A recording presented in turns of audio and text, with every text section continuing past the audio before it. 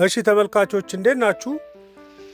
እንግዲህ ዛሬ ስለ የመከላከያ አቅምና ስለ ኢኮኖሚ ሁኔታ ትንሽ እናወራለን።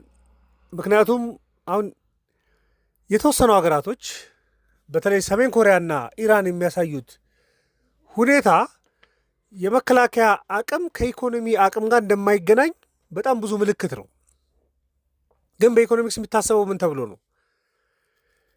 ኢኮኖሚ ሪሶርስ ነው ተብሎ ይታሰባል፣ ለማምረትም ሆነ ለመግዛትም።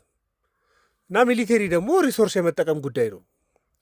ለምሳሌ አንድ ሀገር ሌሎች ሀገራቶች የሰሩትን እንኳን የጦር መሳሪያ መግዛት የሚያስፈልግ ከሆነ መግዛት የሚችል አቅም ሊኖራት ይገባል። ማምረትም ካለባት ብረት ከሆነ ብረቱን የማምረት አቅም ሊኖራት ይገባል። ሌሎም ቴክኖሎጂውም ሊኖራት ይገባል ተብሎ ነው የሚታሰበው።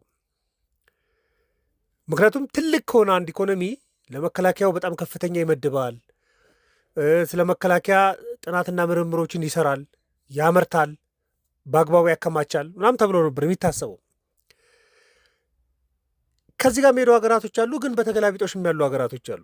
ለምሳሌ የአሜሪካ እንኳን ኢኮኖሚ የአሜሪካና የቻይና በሚሊቴሪ አንደኛና ሁለተኛ እነሱ ናቸው። እና አሜሪካ ከ3 እስከ 4 ከመቶ ከጠቅላላ ሀገራዊ ምርት ለመከላከያ ትመደባለች። ቻይና ደግሞ ከ1.5 እስከ 2 ከመቶ ይመድባሉ። ግዙፍ ኢኮኖሚ ነው ያላቸው። 30 ትሪሊዮን እና 19 ትሪሊዮን ዶላር ጠቅላላ ሀገራዊ ምርት ያላቸው ናቸው። ግን ደግሞ በልዩነት የሚታዩ ሀገራቶች አሉ። የኢኮኖሚ አቅማቸው ደካማ ሆኖ ግን ሚሊቴሪያቸው ከፍተኛ ሆኖ የሚፈሩ ሀገራቶች። ይሄ እንዴት ነው ሊፈጠር የሚችለው የሚለውን ትንሽ እናወራበት። እንግዲህ ሰሜን ኮሪያን አስቧል። ሰሜን ኮሪያ ከጠቅላላ ሀገራዊ ምርቷ እስከ 40 ከመቶ ለመከላከያ ነው የምትመድበው። ይሄ ጤነኛ ስትራቴጂ አይደለም። ኦፍኮርስ የፓኪስታን ኢኮኖሚም ከ3 እስከ 4 ከመቶ ይመድባል። የኢራን ኢኮኖሚ ግን በጣም በሚገርመው ከ2 እስከ 3 ከመቶ ብቻ ነው የሚመድበው። ግን በሚሊቴሪ አቅማቸው በጣም ጠንካራ ናቸው። ሰሜን ኮሪያና ፓኪስታን ኒውክሌር የታጠቁ ሀገራቶች ናቸው። ኢራን ኒውክሌር ለመታጠቅ ጫፍ ላይ ስላለች ነው እዚህ በሙሉ ግጭት ውስጥ ያለችው። ለምንድን ነው እዚህ ደረጃ ላይ ደረሱት? አንዳንድ ሀገራቶች ቀጥታ ባይሆንም እንደው ከአቅማቸው በላይ ከመጠናቸው በላይ ለመከላከያ የሚመድቡ ሀገራቶች አሉ። ለምሳሌ እንደ እስራኤል ያለ ሀገር እስከ 7 ከመቶ ትመድባለች ለመከላከያዋ። ትልልቅ ሀገራትም ሆኖ ደግሞ ትንንሽ የሚመድቡ አሉ ከጠቅላላ ሀገራዊ ምርት ለመከላከያ ብዙም ትኩረት የማይሰጡ። አሁን ደግሞ አውሮፓ ውስጥ ያሉ በጣም ብዙ ሀገራቶች ኦልሞስት በኔቶ ስር እንዳሉ ስለሚያውቁ ለመከላከያ የሚመድቡት በጣም ዝቅተኛ ነው። ለምሳሌ በተለይ ከሁለተኛው ዓለም ጦርነት በኋላ መከላከያ ላይ ፎከስ አለማድረግ፣ ጦርነት ላይ ፎከስ አለማድረግን የመረጡት በሁለተኛው ዓለም ጦርነት የተሸነፉት ጃፓንና ጀርመንን ብንመለከት ጃፓን 1 ከመቶ ነው የመከላከያ በጀቷ ከጠቅላላ ሀገራዊ ምርት። የጀርመንም እስከ 1.5 ከመቶ ድረስ ነው። ፊቶቻቸውን ወደ ሌላ ዙረዋል። ነገር ግን ከዚህ በተቃራኒ ደግሞ የሚንቀሳቀሱ ሀገራቶች አሉ። አሁን የምንጠቅሳቸው በልዩነት ያሉ ማለት ነው። ኢኮኖሚያቸው ደካማ ነው፣ ግን በሚሊቴሪ ጠንካራ ሀገራቶች የሚፈሩ ናቸው። ምንድን ነው ምክንያቱ? ለምሳሌ የሰሜን ኮሪያን እንመልከት። የሰሜን ኮሪያ ኢኮኖሚ በጣም ደካማ የሚባል ኢኮኖሚ ነው። ደካማ የሚባል ኢኮኖሚ ጠቅላላ ሀገራዊ ምርቷ እንኳን ከ30 ቢሊዮን ዶላር አይበልጥም። በጣም ዝቅተኛ ማለት ነው። የኢትዮጵያ እንኳን ከ100 ቢሊዮን ዶላር በላይ ነው። ይቺ የምትፈራዋ ሰሜን ኮሪያ 30 ቢሊዮን ዶላር ጠቅላላ ሀገራዊ ምርት ብቻ ነለን። 26 ሚሊዮን ህዝብ ኖሯት 60% የሚሆነው ከድህነት ወለል በታች ነው የሚኖረው በሰሜን ኮሪያ። በኢኮኖሚ በጣም ደካማ ነው። ግን አሁን በሌሎች ኮስቶች ሚሊቴሪ ለማሳደግ ትሞክራለች ሰሜን ኮሪያ። በሌላ ኮስት ምን ማለት ነው? ለእያንዳንዱ ለሚሊቴሪ የምታወጣው $1 ጤና ጣቢያ ከሚሰራው ላይ እየተቀነሰ ነው። ለትምህርት ከሚወጣው ላይ እየተቀነሰ ነው። ለሌሎች መሰረተ ልማቶች እና ለግብርና ለምርትና ምርታማነት ከምትጠቀመው እየቀነሰች ነው። ዘ ኮስት ኦፍ ሌሎች ኦፖርቹኒቲ ኮስት ይባላል።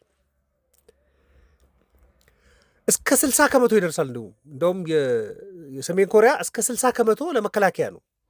በጣም ግዙፍ ነው። የትኛውም ሀገር ላይ የለም እንደዚህ። ከፍተኛ ድህነት ውስጥ ሆና ግን በሚሊቴሪ ጠንካራ ለመሆንና በዓለም ላይ ተፈሪ ለመሆን የምትሞክር ሀገር ነች። በቃ ዘመናዊ የመከላከያ ስልት መገንባት አይደለም የሰሜን ኮሪያ ስትራቴጂ የሚባለው፣ ግን የመከላከል ስጋት ስላለባት አሜሪካም ከደቡብ ኮሪያ ጋር ሆና ያጠቁኛል የሆነ ጊዜ ላይ የሚል ስጋት ስላላት እስካሁን እንኳን ከ50 የኒውክሌር መሳሪያ በላይ እንደታጠቀች ነው የሚነገረው። ምክንያቱም ምንድነው የህልውና ጉዳይ የማድረግ ኢኮኖሚዋን መስዋዕት አድርገው ግን መከላከያቸውን የህልውና መሰረት ማድረግ በኢኮኖሚ የዓለም ተገዳዳሪ ለመሆን እንደሚቸገሩ ሲረዱ በሚሊቴሪ ግን የዓለም ተገዳዳሪ ለመሆን መሞከር ግን ወዘ ኮስት ኦፍ ደካማ ኢኮኖሚ ማለት ነው። ደካማ ኢኮኖሚ የሚባሉት 60 ከመቶ እና በርካታው ህዝብ ከድህነት ወለል በታች ስለሚኖር ብቻ አይደለም። ከ26 ሚሊዮን ህዝብ በጣም ትንሽ ህዝብ ነው ያለው። ለምሳሌ ዝቅተኛ ገቢ በዓለም ላይ ዝቅተኛ ገቢ የሚባለው በወርልድ ባንክ ዳታ መሰረት በአመት እስከ 1100 እስከ 4400 ዶላር በአመት የነፍስ ወከፍ ገቢ ያለው ሀገር ነው የሚባለው። ሰሜን ኮሪያ እዛ ውስጥ ነው። $600 ነው የነፍስ ወከፍ ገቢ። ቀጥሎ የምንነጋገረው የነ ፓኪስታንን ብንመለከት እዚሁ ነው ያሉት።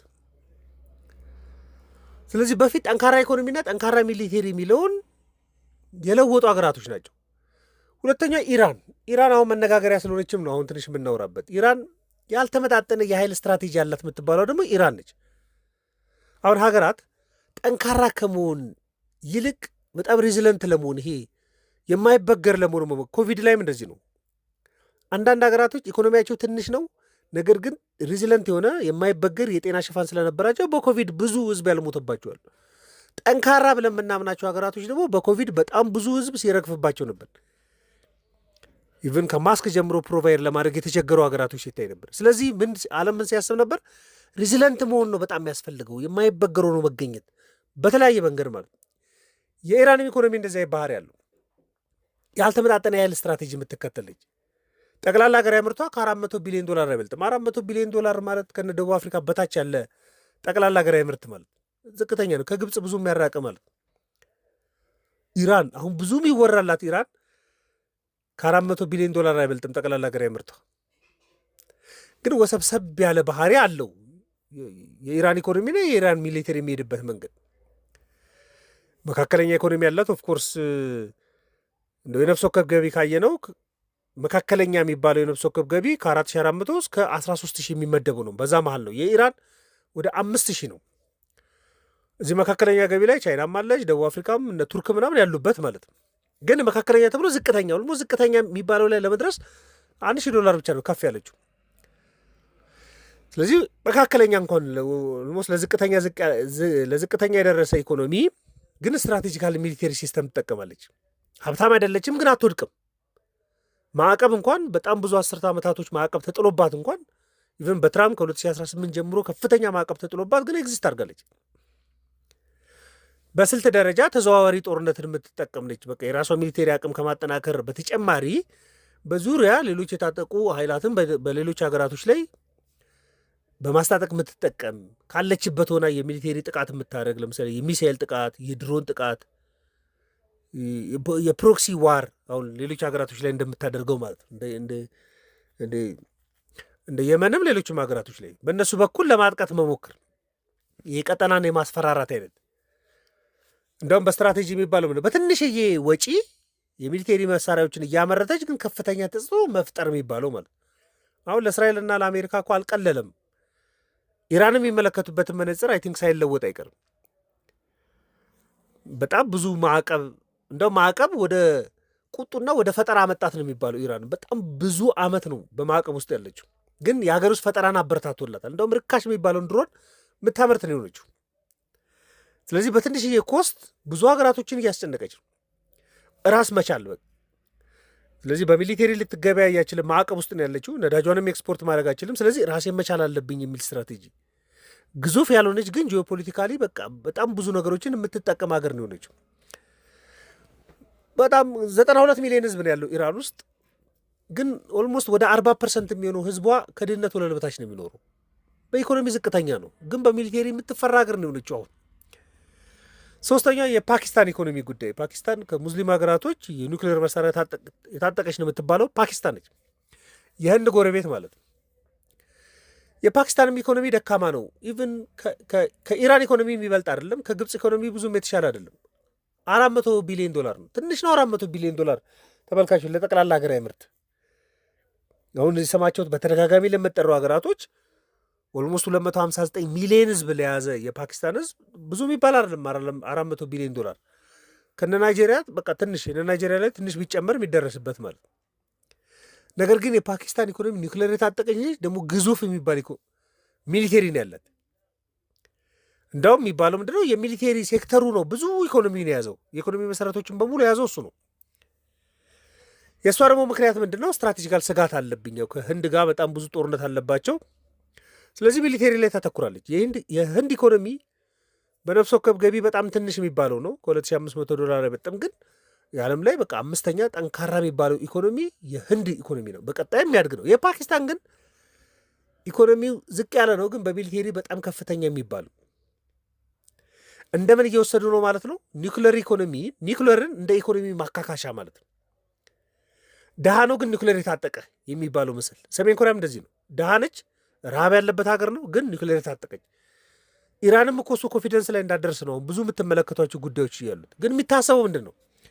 እያንዳንዱ እነዚህ ድሃ ሀገራቶች ለእያንዳንዱ ለመሳሪያ የሚያወጡት ወጪ ከትምህርት ስለቀነሱት ነው፣ ከጤና ስለቀነሱት ነው፣ ከምርት ስለቀነሱት። እነሱ ደግሞ ሶቨሬኒታችን ይጠብቅልናል፣ የሀገራችንን ክብር ይጠብቅልናል የሚል ደግሞ አመለካከት አላቸው። ስለዚህ በፊት የነበረውን ጠንካራ ኢኮኖሚ፣ ጠንካራ ሚሊቴሪ የሚባለው ሎጂክ የለወጡ ሀገራቶች ናቸው እነዚህ። ሰሞኑን ጦርነትም ስላለ እና እንደ ኢራን እንዴት አልተሸነፈችም፣ ኢራን እንዴት ጠንካራ ሆነች ምናምን የሚል ብዙ ጥያቄ ይመጣልና ለእሱ የተወሰነ መልስ ለመስጠት ነው። ተመልካቾች ማንኛውም ሀሳብ አስተያየት ካላችሁ ዘኢትዮጵያ ኢኮኖሚስት ቪው ቴሌግራምና ፌስቡክ ላይ ልትልኩልኝ እንችላላችሁ። ለነበረን ቆይታ በሙሉ ከልብ አመሰግናለሁ። መልካም ቀን።